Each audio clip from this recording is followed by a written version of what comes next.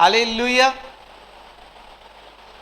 आज जो बात मैं आपसे परमेश्वर की आत्मा से करना चाहता हूं वो ये है मेरे प्रियजनों, कि क्या आप जानते हैं हमारे जीवन में समस्याएं, परेशानियां बार बार क्यों आती हैं? Do you know why troubles come again and again in our life? मैं आज आपको एक कहानी सुनाता हूं। हालेलुया। ये कहानी है एक घोड़े की, एक रेस की घोड़े की और एक घुड़सवार की। था वो घुड़सवार उस पर बैठा था और घोड़ा दौड़ रहा था। हालेलुया। दौड़ते दौड़ते उसके आगे एक स्टैंड आया और उस स्टैंड से उसको जंप कराना था। घुड़सवार ने घोड़े को लगाम खींचते हुए इंस्ट्रक्शन दिया और उस घोड़े ने जंप किया। हालेलुया। उस घोड़े ने जंप किया। फिर वो थोड़ा समय आगे गया, फिर दोबारा उस घोड़े के आगे एक और स्टैंड आया और दोबारा उस घुड़सवार ने उस घोड़े को फिर इंस्ट्रक्शन दिया और उस घोड़े ने फिर जंप किया। और ऐसे ही कुछ 3-4 दफा ये घुड़सवार उस घोड़े को इंस्ट्रक्शन देता रहा और वो घोड़ा उस स्टैंड से जंप करता रहा। हालेलुया। पर कुछ समय बाद इस घुड़सवार को इसमें कोई दिलचस्पी नहीं लगी और वो उसकी आंख घोड़े पर बैठे बैठे लग गई। अब घोड़ा चल रहा है मेरे प्रियजनों और घुड़सवार सो गया। अगर आप ये इमेज देख रहे हैं, इस घोड़े को कौन चला रहा है? Rider is riding his horse. Hallelujah. अब जब वो घोड़े को इंस्ट्रक्शन दे रहा है, घोड़ा उछल रहा है, पर एक समय बाद घुड़सवार सो गया और दोबारा उसके आगे स्टैंड आया, तो अब घोड़ा क्या करेगा? पर आप जानते हैं जब वो दोबारा स्टैंड को देखेगा वो रुकेगा नहीं, वो दोबारा उस स्टैंड से जंप करेगा विदाउट एनी इंस्ट्रक्शन। एक घोड़ा जिसका घुड़सवार उसको 3-4 दफा सिखाता है कि जब भी स्टैंड आएगा दौड़ते हुए इस स्टैंड के ऊपर से जंप करना, और कुछ समय के बाद अगर उसे संकेत, उसे इंस्ट्रक्शन नहीं भी मिलते, तब भी वो घोड़ा उस स्टैंड को देख के जंप करता है। उसको इंस्ट्रक्शंस की जरूरत नहीं होती। हालेलुया। ऐसा ही कुछ हमारा जीवन है मेरे प्रियजनों। हमारे जीवन में ये बार बार परेशानी आना लिए जरूरी है क्योंकि परमेश्वर हमें कुछ सिखाना चाहता है। हालेलुया। बार परेशानी आने से हमारे जीवन में सिर्फ एक चीज उत्पन्न होती है, वो है आशा ना छोड़ना। Never lose the hope.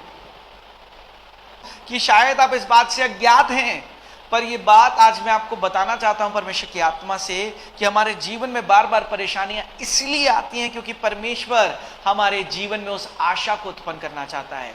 जब आप एक परेशानी को फेस करते हैं, आपके जीवन में आशा आती है। आप जब दोबारा उस परेशानी को, एक अलग परेशानी को फेस करते हैं, तो आपके जीवन में दोबारा एक होप, एक नई उम्मीद, एक नई उमंग जगती है। बार बार परेशानियां आना आपको होपफुल नेचर की तरफ लेके जाती हैं। ये उम्मीद जगाने के लिए ये परेशानियां, ये समस्याएं आपके लिए एक स्टैंड का काम करती हैं। जैसे घोड़ा एक समय के बाद दौड़ता दौड़ता उन स्टैंड से जंप करता रहता है, वो रुकता नहीं है। वैसे ही ये परेशानियां जब हमारे जीवन में बार बार आती हैं, तो हम भी परमेश्वर पर विश्वास करना, परमेश्वर के लिए आशावादी होना नहीं छोड़ते और बार बार परमेश्वर पर आशावादी होते रहते हैं। हालेलुया। आइए मैं आपको बाइबल से सिखाता हूं। आइए हम रोमियो की पत्री 5वां अध्याय वचन 3 से 5 पढ़ेंगे। Only so, but we also glory in our sufferings, because we know that sufferings produces perseverance, perseverance produces character, character produces hope, and hope does not put us to shame. Hallelujah. Because God's love has been poured out into our hearts through the Holy Spirit who has been given to us. Hallelujah.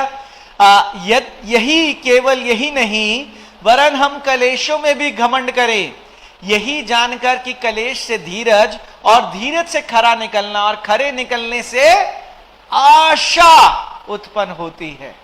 और आशा से लज्जा नहीं होती, क्योंकि पवित्र आत्मा जो हमें दिया गया है उसके द्वारा परमेश्वर का प्रेम हमारे मन में डाला गया है। ऐसे ही हमारे जीवन में बार बार परेशानियों का आना हमारे जीवन में एक नई आशा को उत्पन्न करना है, एक नई उम्मीद का उत्पन्न करना है। परमेश्वर चाहता है कि हम हमेशा आशावादी व्यक्ति बने रहें, आशावादी लोग बने रहें, और परमेश्वर उसके लिए हमारे जीवनों में कई बार कुछ समस्याओं को, कुछ परेशानियों को अलाउ करता है, अनुमति देता है, ताकि हम और परमेश्वर के प्रति आशावादी होने पाए। हालेलुया। दो खास बातें हैं जो मैं आज आपको बताता हूं, आपके जीवन में समस्याएं बार बार क्यों आती है। पहली बात, परमेश्वर हमारे जीवन में आशा को उत्पन्न करना चाहता है। पर दूसरी बात मैं जो आज आपको बताता हूं मेरे प्रियजनों, उससे पहले मैं आज आपको बताऊं, आइए मैं आपको एक और इमेज दिखाता हूं। मैं दो इमेज आपको दिखाता हूं, और ये इमेज आपकी स्क्रीन पर दिखाई जाती है मेरे प्रियजनों। ये क्या है मेरे प्रियजनों, आप क्या देख पा रहे हैं? Is imitating his father। एक संतान अपने पिता को कॉपी कर रहा है, और जो उसका पिता कर रहा है वो वही कर रहा है। बात मैं बताना चाहता हूं, ये इसीलिए बताना चाहता हूं क्योंकि परमेश्वर हमारे जीवन में कई बार समस्याओं को और परेशानियों को अलाउ करता है, अनुमति देता है, ताकि हम आशावादी होना ना छोड़ें और हमसे हमारे बच्चे सीखें, और वो भी परमेश्वर के प्रति दीन और नम्र और आशावादी बने रहें। ये दूसरी इमेज जो आप स्क्रीन पर देख रही हैं, ये क्या है आप जानते हैं? जो दूसरी इमेज हम देख रहे हैं वो ये है कि एक पुत्र अपने पिता को कॉपी कर रहा है, और पिता लैपटॉप पर काम कर रहा है और पुत्र भी लैपटॉप पर काम कर रहा है। अगर तुम वाकई ही अपने बच्चों के लिए बेस्ट चाहते हो, being a father, being a mother, आज ये बात मैंने इसलिए रखी है क्योंकि आज ये फादर्स डे है, और मैं बताना चाहूंगा एक अच्छा पिता वो है जो अपने बच्चों को एक अच्छी शिक्षा, एक अच्छी सीख देता है। हालेलुया। अगर वाकई ही अपने बच्चों के लिए अच्छा चाहते हो तो आज अपने कलेशों में आशावादी बने रहो, ताकि जो तुम्हें तुम्हारी संतान देखेंगे वो अपने जीवन में वैसा करने पाए।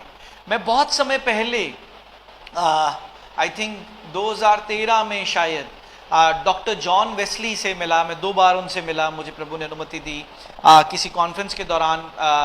हैदराबाद में उनकी बहुत बड़ी मिनिस्ट्री है और उनकी जनरेशन्स हैं एज अ पास्टर्स की, और डॉक्टर जॉन वेस्लीज ने बहुत सी बुक्स भी लिखी हैं प्रभु के नाम में, और उन चीज़ों पर जो उन्होंने आत्मिक अध्ययन किए हैं, उन्होंने एक्सपीरियंसेस शेयर किए हैं डॉक्टर जॉन वेस्ली ने। और वो बहुत यंग थे, बहुत युवा उम्र में उन्होंने प्रचार करना शुरू कर दिया था, और बहुत यंग एज में वो पास्टर बन गए थे। और उस कॉन्फ्रेंस में वो बता रहे थे, आप जानते हैं हमारा 3rd या 4th generation as a pastor, हमारे घर में सब पास्टर्स हैं। हालेलुया। पर उन्होंने एक चीज़ मुझे उस समय एक कॉन्फ्रेंस में सबको सिखाई, पर जिसको मैंने जिस चीज़ को पिक किया, उन्होंने कहा मैंने जो चीज़ अपने पिता से सीखी वो ये थी कि हमारे घर में जब भी हालात खराब होते थे, परेशानियां होती थी, मेरे पिता और हमारे माता कुड़कुड़ाते नहीं थे, वो आंसू बहा बहा कर प्रार्थनाएं करते थे। और हमने वही चीज उनसे सीखी। हम जब भी परेशानियों में होते थे, हमारे पिता कहते थे घबराना ना मत बच्चा है, परमेश्वर आज भी जीवित है और वो हमें सुनता है। जो आज इमेज तुम देख रहे हो, जो आज तुम कर रहे हो, वही तुम्हारी संतान करेगी। अगर आज तुम परमेश्वर के प्रति वफादार हो मेरे प्रियजनों, तो तुम्हारी संतान भी परमेश्वर के प्रति वफादार बनेगी। अगर तुम परमेश्वर को ठट्टों में उड़ा रहे हो, अगर तुम परमेश्वर को हल्के में ले रहे हो, तो तुम्हारी संतान से एक्सपेक्ट मत करो। बहुत से पेरेंट्स एक्सपेक्ट करते हैं कि हमारी संतान परमेश्वर के राज्य के खोजी बनने पाए। अगर आप वाकई चाहते हो कि आपकी संतान परमेश्वर के राज्य का खोजी बनने पाए, तो सबसे पहले आप परमेश्वर के राज्य के खोजी बनो, क्योंकि संतान अपने माता पिता को देखकर कॉपी करती है। अगर उसका पिता एक अच्छा शिक्षा उसको देता है तो वो शिक्षा उसके जीवन भर काम आती है। अगर उसे एक अच्छी सीख देता है तो उसे वो सीख जीवन भर काम आती है। ये मेरा एक स्पेशल मैसेज है on Father's Days to all parents. आपको लगता है हम कुड़कुड़ा रहे हैं, हम क्या कर रहे हैं, कुछ फर्क नहीं पड़ता। आपको नहीं पता आप एक जनरेशनल कर्स को उत्पन्न कर रहे हैं जो आपके बच्चों में जा रहा है। अगर आप घर में झगड़ रहे हैं छोटी छोटी बातों पर और अपनी समस्याओं पर, तो आपके बच्चे भी बड़े होकर वही करेंगे। अगर आप अपनी वाइफ का डिसरिस्पेक्ट कर रहे हैं तो आपके बच्चे, आपका बेटा भी अपनी वाइफ को डिसरिस्पेक्ट करेगा। बहुत जरूरी है आप सही एग्जाम्पल को सेट करें। आज इस फादर्स डे में परमेश्वर हमारे जीवन में आशा को उत्पन्न करना चाहता है। समस्याएं, कलेश, झगड़े, हालेलुया, परमेश्वर इसलिए लेकर आता है ताकि हम आशावादी बने रहें और परमेश्वर पर होप करना कभी ना छोड़ें।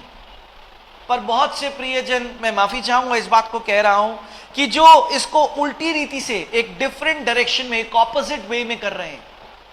झगड़ों में एक डिफरेंट साइलोज में होते हैं, आइसोलेशंस में चले जाते हैं। उनको लगता है कि मुझसे कोई बात ना करे।